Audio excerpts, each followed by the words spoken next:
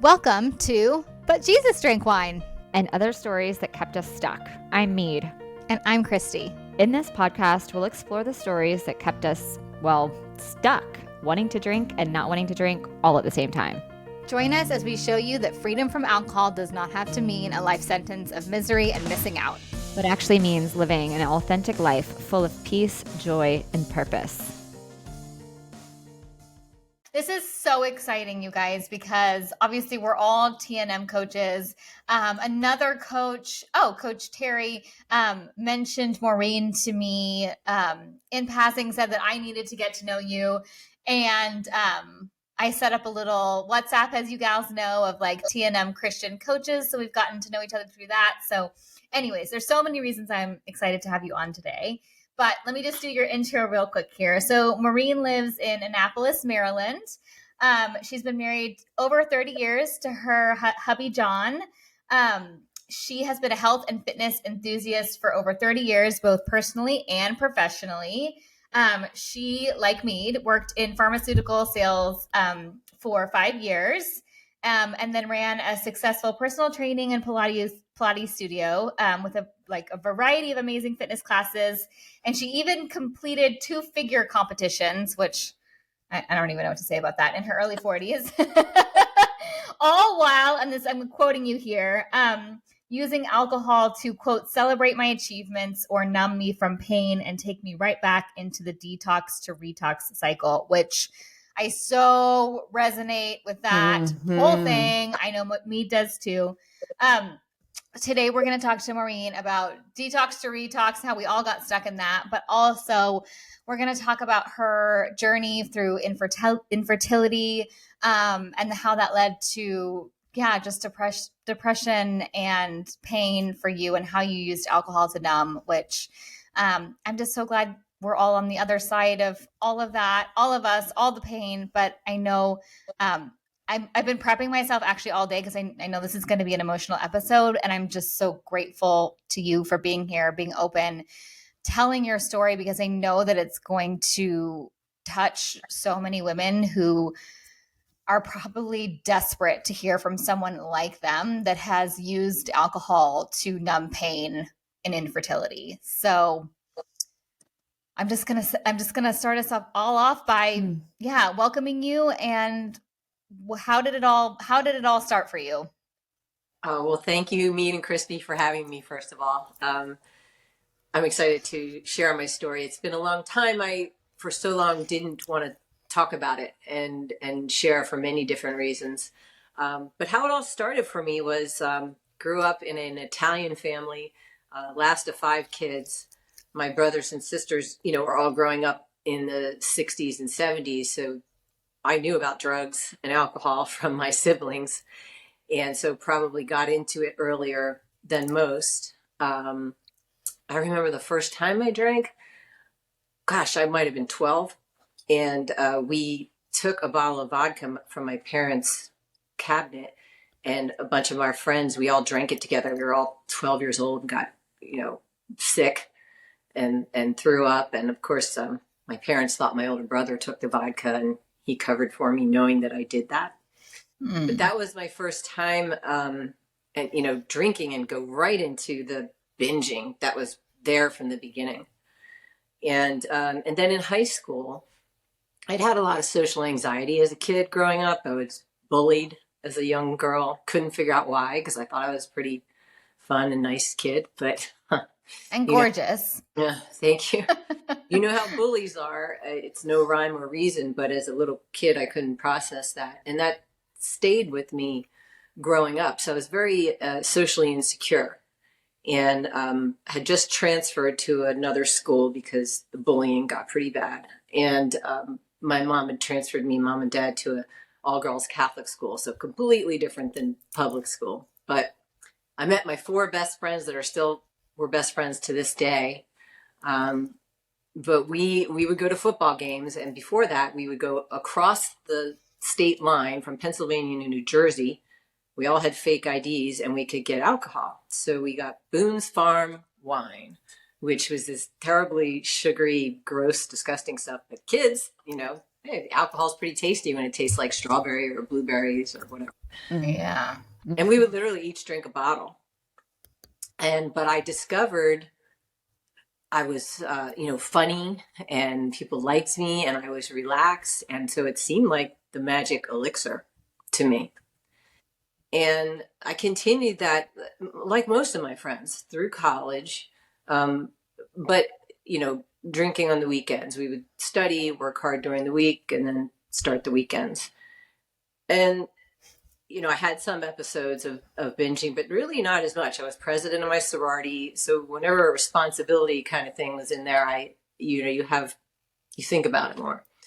But then I left college, became a pharmaceutical sales rep. And during this time was probably like my first time depression started to set in. It was a challenging job, as you know, Mead. And I was in the territory in a new town all by myself. And I was very depressed. But I didn't turn to alcohol at that time.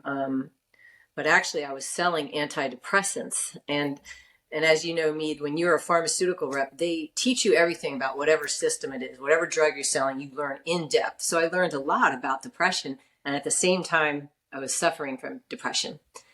And I had a closet full of antidepressants. And of course, I was taking them and they definitely helped.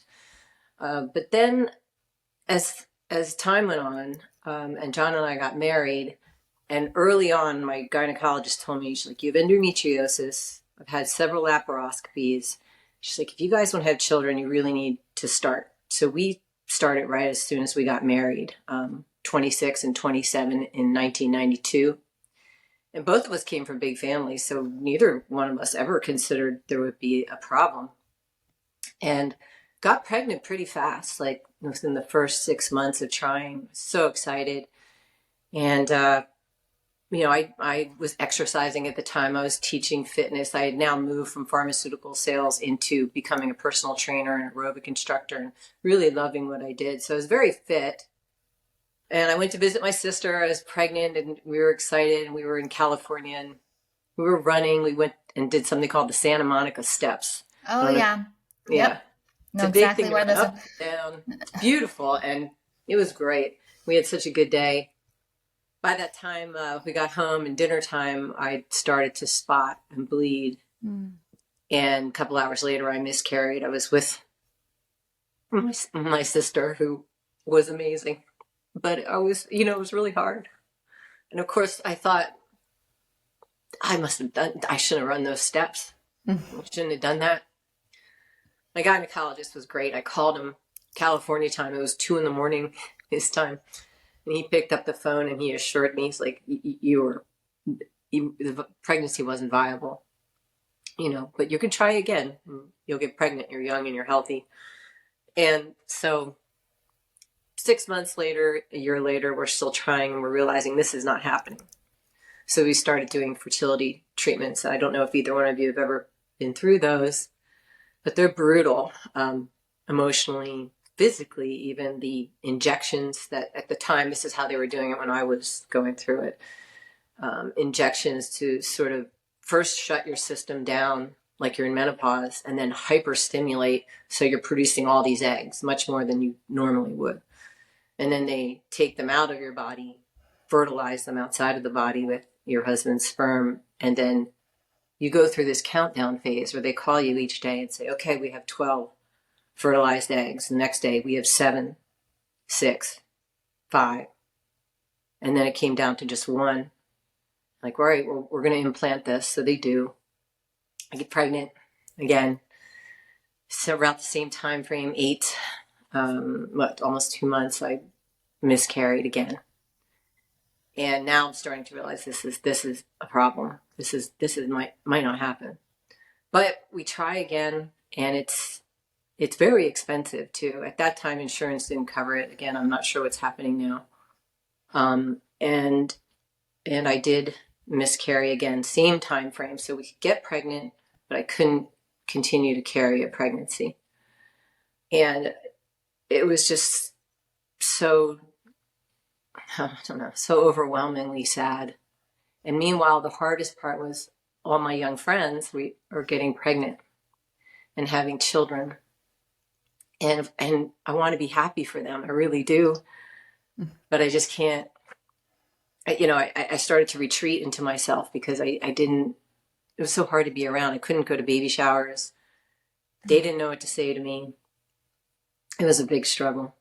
And I was probably at that time that I actually started drinking in response to trauma or sadness or depression for the first time. There was a specific incident I remember. One of my best friends to this day, she was getting pregnant with her second child, and they were going through infertility treatments. And we were at a party. It was at our house, actually. And I walked over to her. I can see it right now in my mind. And I offered her a drink, and she said, "Oh, I'm not drinking." Of course, I knew that meant something. And I said, "What's going on, Jennifer?" And she said, "Oh, Maureen, I'm pregnant." And she said it like that. Like how sad is that your friend has to couch it in this, being so careful. So I tried to act like I was really excited, but I believe I turned around and literally did a couple shots right then. And as the day progressed, we went out to a lunch, and everybody, of course, was talking about it. And I tried to be there for her and excited, but I just couldn't. Plus, I'm now drunk, inebriated, and I knew I had to get out of there. I was going to lose it. So I grabbed my husband's car keys, and I said, "You go home with somebody else. I got to get out of here." And I just took off, which is not wise. But I got home, and before I got home, I was driving home, and I was crying and screaming, and I was holding onto the screaming wheel, and I was going, "Why not me, God? Why not me?" I just couldn't figure it out. And kind of shut down after that point. And my friends didn't know what to say to me. They all knew by now this was really hard. And in order to ease their discomfort and my own, I sort of hid behind this party girl persona. Like I started really taking that on. Like, look at me. Oh, gosh, guys, don't worry about it. I'm having so much fun. Look how much, when you can come out, when you have a babysitter, come out with me and we'll drink and we'll party and we'll have fun. And I really latched onto that personality. And then, but inside it was really hurting, And we, at that time, were going to this church. I loved this church, and we were really close to the pastor and his wife. And they knew how much we were struggling. And they had a situation where a family came to Pastor Bill and said, "Listen, my daughter's pregnant, and do you know anybody that would like to adopt? The thing is, she's about to deliver in a month." So they came to us, and I thought, this is it. This is what God has been preparing us for. This is why we couldn't get pregnant. And so John and I really prayed about it, and we accepted, yes, let's do this. This must be it. And the little girl, she was young, 15 or 16, wanted to meet us. And so she and her mother came over to the house, and I was so excited and nervous. I cleaned that house from top to bottom. I just so wanted to make a good impression because she was considering us and some other couples as well. And we walked around the yard, just she and I, and we talked. And she's like, "Oh, I could just see my little boy growing up here. And I think you and John would be great parents. And I really want you guys to be the parents." So I was so excited. And we moved on with the adoption proceedings. It was not conventional. My father was our lawyer. They had a lawyer. But we were moving fast because now there's only like 2 weeks left. And the church is giving us all kinds of things. I didn't have anything. I didn't know how to prepare for having a baby, but I just knew this was what God wanted. And then 2 weeks, we're about the 2-week point now. They started calling, the mother did, and making requests like, "Well, we would like to be able to travel, and we would like to be able to go on holidays with the child," and all kinds of extra requests. And after speaking with my father, we called them and we said, "We're just kind of not comfortable now with all these things you're adding on."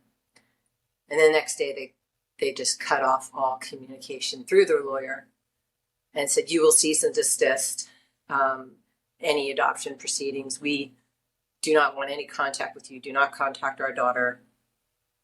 And that was it. We couldn't talk to them. We couldn't find out what was going on. And I was just crushed. It was worse than any miscarriage. We had a baby room, baby stuff. And all I could think about was how am I going to tell everybody, all the kind people who've been praying for us and have given us things? And I thought this was it, God. I thought I really thought this was it. So I think I shut down at that point. And I, in retrospect now, doing a lot of work and a lot of healing and a lot of journaling, I see how I really shut down and I really kind of turned away from God. I was angry and really leaned into that party girl persona. And I was struggling to find out, who am I? Over the years, I keep seeing where I've written in my journal, who am I as a woman? Like, if I can't have children, and I'll never be part of this club that all my friends are. I'll never experience the highs and the lows. I know it's not a panacea. I know children are a challenge in many ways, but I'll never experience that. And even to this day, that still occurs, Mother's Day, or now my friends, all their kids are in college. I'll never experience those great relationships and things that happen in weddings and all of that. So it's still a struggle, but I've, come through it so much. But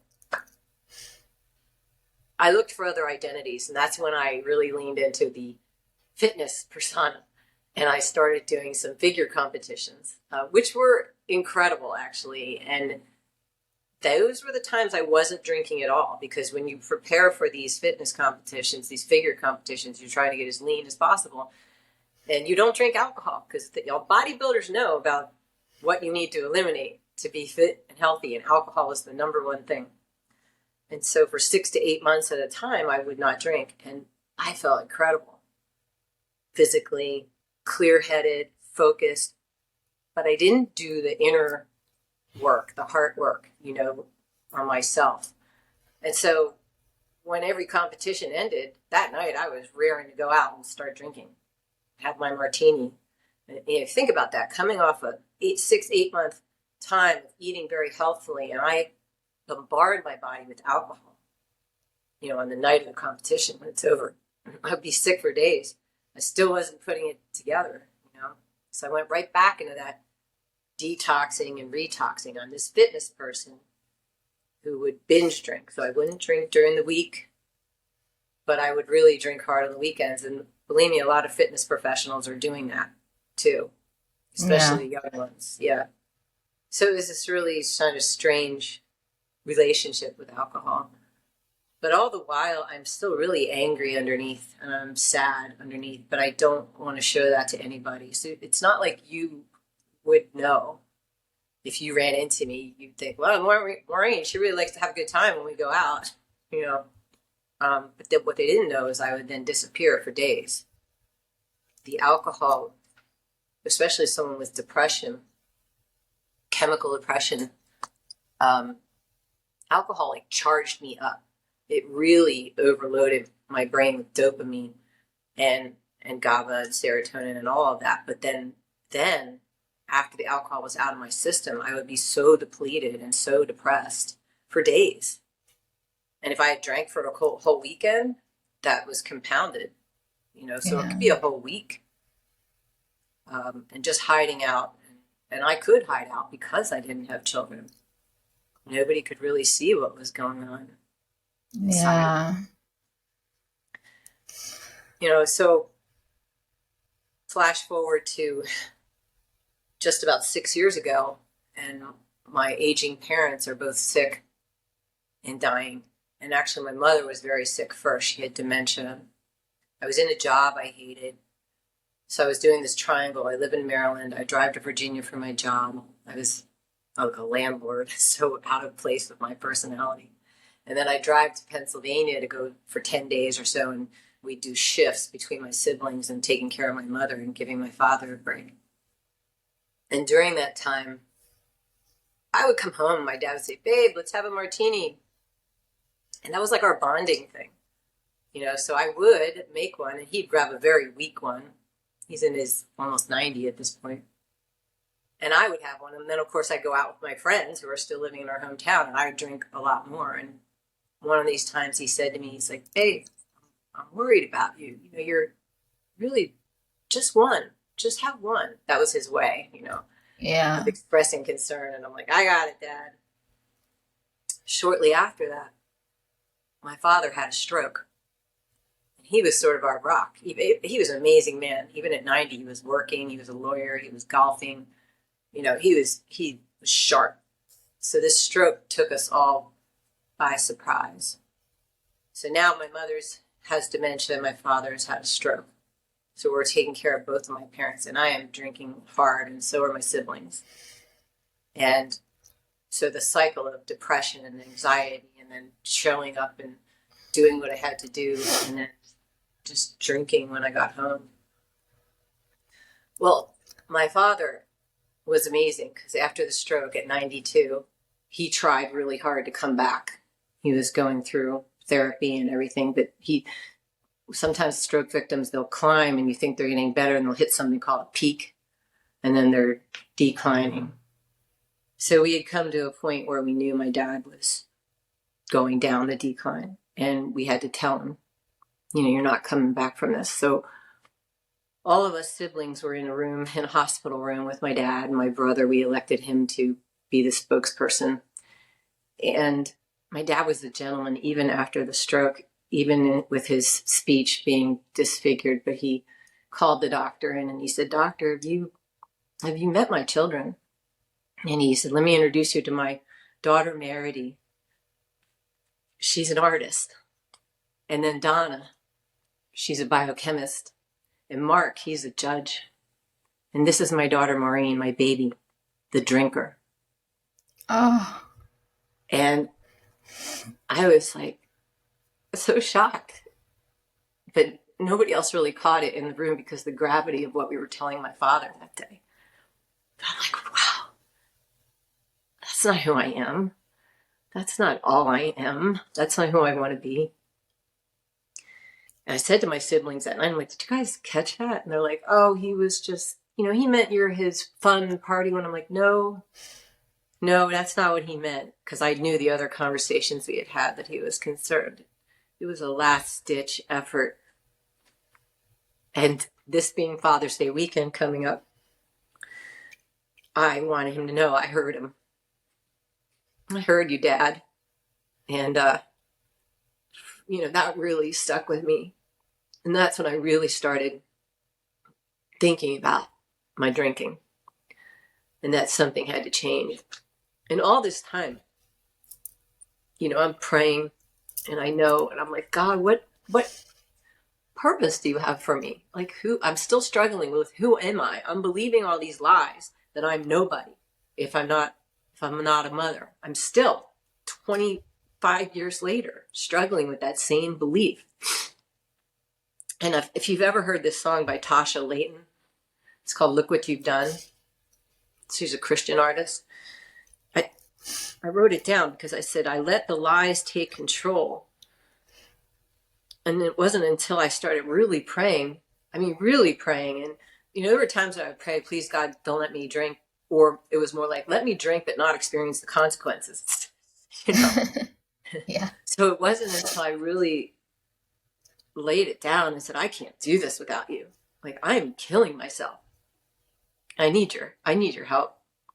So it wasn't until that is when I stopped believing the lies, and that he did have a purpose for me. And maybe in all of this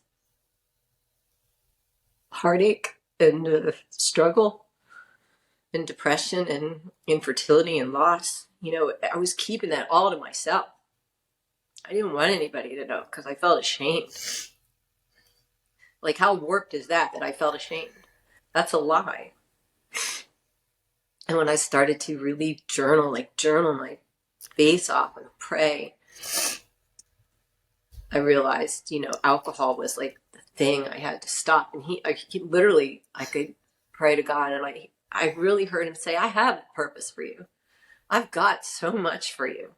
But this thing, this behavior, this habit, it is getting in the way." And I believe that with all my heart. And that is when I found The Path by This Naked Mind. I found Annie Grace's book and I read it. And that first chapter where it says, do you wake up at 3:30 in the morning and your heart is racing and you can't sleep? Like, that is me. And so I remember looking up the path, which is Amy's year-long plan. And it said, if you're serious about making alcohol small and relevant in your life, this is for you. And I knew I needed support. I knew AA wasn't for me. I just couldn't relate to I am powerless, because I'm not powerless. And this coaching program was what changed my life. And through that, I was able to really shift, that I needed alcohol to be this person. It was really very empty and sad. And I was able to let that go pretty quickly, the alcohol, and have that mindset shift and start to realize, God does have a lot for me. It's like the further I got away from alcohol, the more I really started to believe that. That's when, through that coaching program, I was like, I want to do what they're doing. I want to help other women, other people, like they're helping me right now. I've always enjoyed being a coach, being a trainer for years, helping people. That I just knew it. And I said, okay, God, I'm going to apply to this coaching program. And that's when I met Mead, because she interviewed me.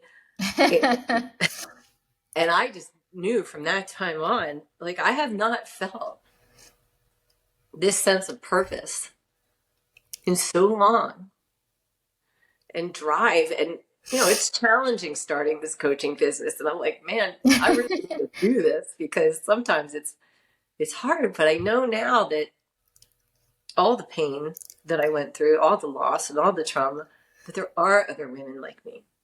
There are other women who struggle with depression too. And it's this stigma, and we try to hide it. Believe me, you probably don't know some of your friends and some of your family who are actually really depressed, because we're masters at hiding. And we use things like alcohol, and other numbing agents. So that is, where I am now. And I just so want to share, and I want people to know that it was the moment. I have it in my journal, the moment I wrote to God, and I'm like, I can't do this without you. I give it up to you, like all of it. And from that day on, I didn't drink. September 14th was the last day I drank. This coming September will be 2 years.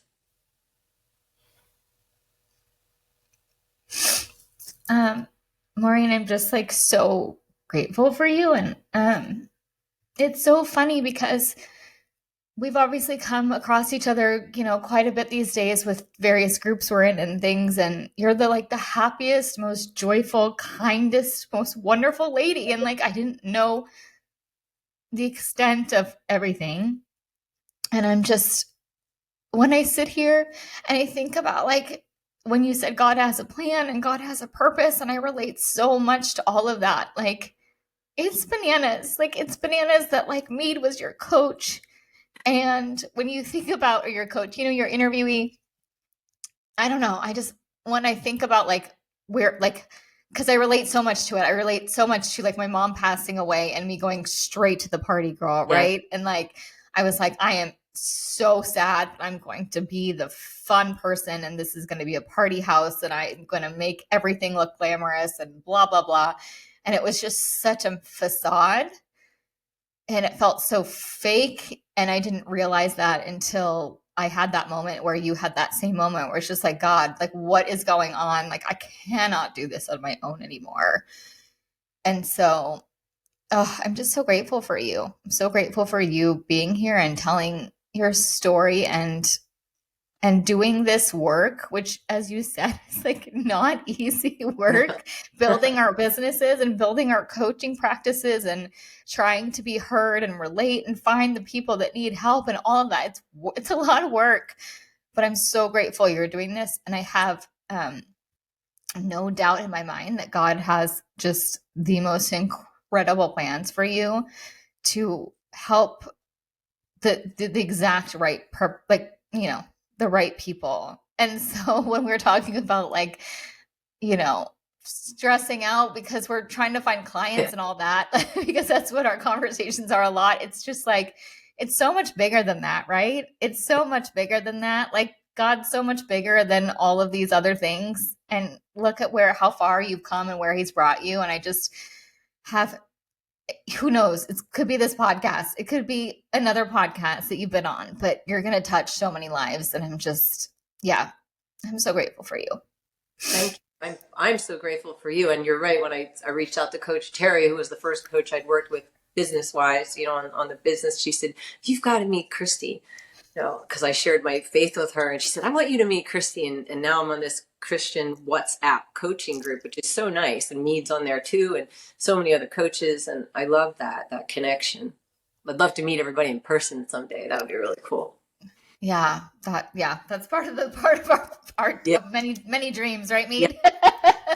We have a lot of them. Lots of plans. Yeah. Lots of ideas and dreams. Yeah. One day, not impossible, but there's so many pieces. Thank you, Maureen. Because I'm thinking about our conversation when I interviewed you and how that we had a lot of things in common, but I didn't know any of this, and you didn't know how any of that touched my story. And there's, there are places that, not the extent to which you have suffered. My gosh, like just loss after loss. And, but it bumps up against some of my story that I haven't shared before. And I'm so, inspired by your courage in doing the work that is this work that we get to do, where we can look at our stories and we can see how we ended up where we ended up and where we want to go, and who do we want to, whose voice are we listening to now? Like, are we still listening to the lies, the voice of the enemy? Or are we choosing to listen to the voice of God? And what's the difference between that? And it's so easy to see how it just takes one little thing and lots of big things and all the things that kind of make those lies stronger, and we believe them and they go unchecked. And then of course we end up finding something to try and get rid of that, and a new identity to fit. And oh my gosh, like the party girl thing, like that was my identity too. And I'm just blown away by your beautiful, just real story, that even in all of that pain and struggle, like he is creating a beautiful work through you. And when I first started this coaching, I thought, I am not going to talk about my depression and the infertility and the loss.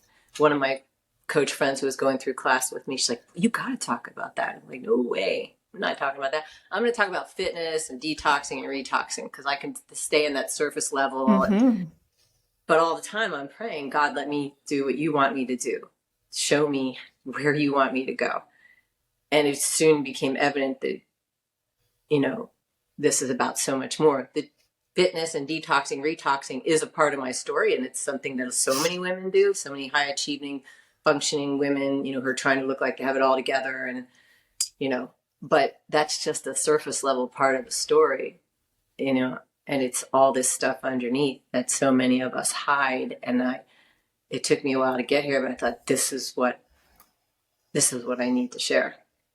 And we do such a good job until we don't. We do such a good job, spinning the plates, like making it all. I mean, that was absolutely my reality too. And no one would have ever known there was so much under that. I didn't want to even come face to face with what was underneath that. And I think about specifically, like with grief, I heard this once, that it's like, with losses, with whether it's pregnancy loss or loss of a parent or anybody, any life we've cared about, it's not just that loss there, it's all of that we don't get to experience.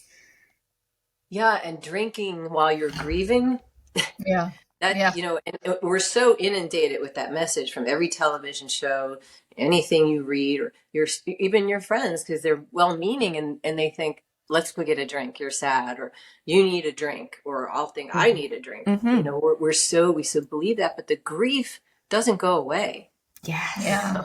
And it's waiting for you. And now, after drinking, you're that much more depleted and can't handle it more. So it becomes that vicious cycle of you not wanting to feel and learning, how to feel the loss. So here I am, married now over 30 years. It's been, almost 29 years since that whole event started happening with not being able to get pregnant. And just in the last few years was I processing the grief. Yeah. Because I didn't allow it. Yeah, I heard you saying too, like, I want to be happy for my friends. Of course. Yeah. And it's like that, like, it's that fight between honoring how sad we really are. But of course we don't want to make I heard in your story too. And this is where it bumps up against my story as well. But like, I don't want to make other people uncomfortable with what I'm going through. I mean, how many things have I suffered through all by myself because I don't want to burden anybody with what I'm dealing with what I'm struggling through and suffering with. And I just, I wonder how many people listening right now, how many women are listening, feeling, maybe men too, feeling exactly the same way. Like what would you, if you could encourage that listener right now, what would you say to them? The person that's listening going, oh my gosh, I feel so seen by what Maureen's saying. And sister, I am with you. How do I do this? What would you encourage them with? Yeah, the lie or the belief that we're telling ourselves is there's nobody like me. I'm all alone. Nobody will get it. And I don't want to bother anybody with this. And I just got to look like I have it all together and it'll go away. Yeah. And it doesn't. It just goes deeper and spreads. And it comes out in some form or fashion.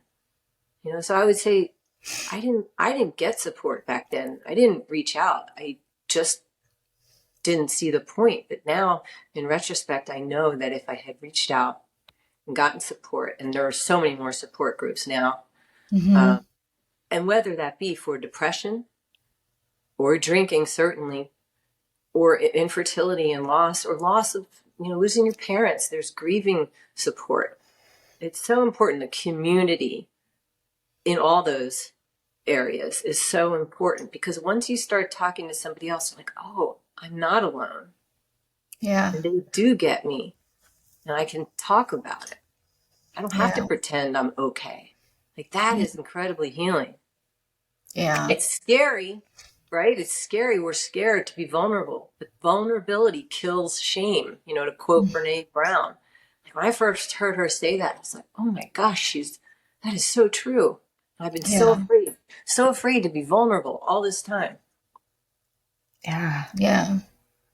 Well, and that's too where I think about, like, of course we believe those lies, because that's where the enemy has the greatest chance, keeping us isolated and away from, living God's best for us and with him. And so it makes perfect sense and how easily that happens. But then to your point about connecting with others and community, I'm huge on connection. And that's something that, like, to have a space where you can be yourself, and we don't do vulnerability. Like, we are vulnerable, but we grow up learning how to protect that vulnerability. So finding that group, that space where we can let that guard down and, and let others in. Gosh, there's so much healing in that, but that takes a lot of courage. And you, my friends, just embody that. It's so beautiful.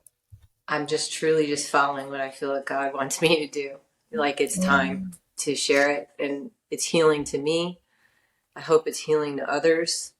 And I used to think I was broken, defective. And now I realize, and again, this is from that song, I'm not broken. He's breaking new ground inside of me. Like, what's happening now is crazy. You know? And it's only a God thing. It's like it couldn't be any other way. But I had to get rid of that big domino. It was really clear. This is standing in your way. This is standing in our way of you living out your purpose, is the alcohol. Yeah. I love that so much. I when you said the thing about being broken, I just remember I literally remember the day that I opened my Bible to 2 Corinthians 12:9, and his power is made perfect in my weakness. And I was just like, oh my gosh, yeah, I am so weak and I'm so broken right now, but I'm actually the opposite of powerless because I've got him. And like, again, I could start bawling again talking about it, but like knowing the plans that he's had for each of the three of us after we all came to that realization. I mean, I cry when I think about it because it's just so awesome. Yeah, and it's so easy to get caught up in what the world thinks is success. Yeah, It looks like, totally. and to lose sight of, what God has for us is so much different than what the world says. And constantly, every Yeah. day, I have to constantly, renew my mind, right? I've got to Mm-hmm. Yeah. remember that, because otherwise I can easily get caught up in it again. So it's a constant, being in God's word and praying for him to work through me, instead of me thinking I have to do this, because that's just setting myself up for, more trouble and failure. So learning how to rely, on God has been a huge lesson. Yeah. Yeah. Been the greatest gift I've learned. Yeah, too. And also I find myself, having to, remember that too. Like, oh wait, I don't have to control this. Number one, I never had control over all the things. Right. That was just an illusion. But also, like, I don't have to do your job anymore. Not that I was, but that illusion, right? And by the way, oh my gosh, thank you, God, that I don't have to. Like, Yeah. I can surrender it to you and depend on you. I don't have to carry this all by myself anymore. And that is, took me 40 years to figure that out, but always Yeah. right on time, right? Yes. And I still have depression, like I have chemical depression. But I now know healthy coping mechanisms, Mm-hmm. how to deal with that. I will say it's been an amazing thing is that I've been able to get off of antidepressants, and I've taken them all my life. That's amazing. Wow. That is Wow. amazing. Now, I'm not saying this is what happens for everybody. Right, Yeah. right. Yeah. Of course. No one's saying that. Yeah. No, and they have Yeah. a great role and they're a great medicine. But once my head started to clear and I started getting healthier and my mind and my body and my brain were healing, I thought, I want to go off of these. So I called my doctor. I did it with, supervision, and titrated off of them. And I don't take anything for sleep. I don't take any antidepressants. And Isn't not taking things for sleep the best thing Yeah. ever? Mm-hmm. yes, Yes. Yeah. So good. that's been an amazing side effect of, again, removing the alcohol. And it's such a big mind block we all have, because we could go off on the alcohol industry, but just the way we're inundated with all these messages. So to get back to just being sober in spirit, clear headed, and I don't need all those other things. I don't, and I'm so grateful. I'm glad they're there. I want to make sure I'm being clear on that. But for me, I just knew once I finally got free of the alcohol, I didn't need those anymore. But I do lots of other things to take care of myself when I'm feeling stressed or down or depressed. Yeah. Maureen, can you tell everybody where to find you? And we'll obviously put all the things in the show notes, show notes, so people can find you. But yeah, let us know what the best place is. Yeah. So my coaching business is called Sober Fit Chick. As a former personal trainer, I thought I like Sober Fit Chick. SoberFitChick.com is my website, and SoberFit Chick LLC is my Instagram. And I do have a 5-step guide to get off the detox cycle that you can download. Yeah. That out. So good. On my Instagram link. And so you can find me there. Sober Fit Chick. Awesome. Thank you so much. Thank you. Thank you. Thank you. Thank you both for having me on. It's been a real honor and love talking with you guys. Yeah, I'm just always I can't believe that this is what I get to do. It's such an honor to be in a space with other women who are, walking the narrow path, and whether free from alcohol and as a follower of Jesus, that's a very narrow path, and in the minority, right? And and takes boldness and confidence and courage, and it's such an honor to have your story today and for you to entrust our audience with it. So thank you for coming, Maureen. Thank you. What a pleasure. Thank you so much for joining us again this week. You can find all of our episodes at butjesusdrankwine.com, and make sure you follow us over on the gram at Love Life Sober with Christy and Mead at I'm Not Sober, I'm Free. To learn more about what we do, you can visit our websites at meadhollandshirley.com and lovelifesober.com. Take a screenshot of this podcast and share it with a friend or two. And don't forget to subscribe so you don't have to worry about missing a single episode. And if you love what we're doing, please leave us a review on Apple or Spotify. This helps more women who are feeling stuck and alone in the overdrinking cycle to find hope and encouragement. Thanks, ladies. We so appreciate you. We'll see you next week.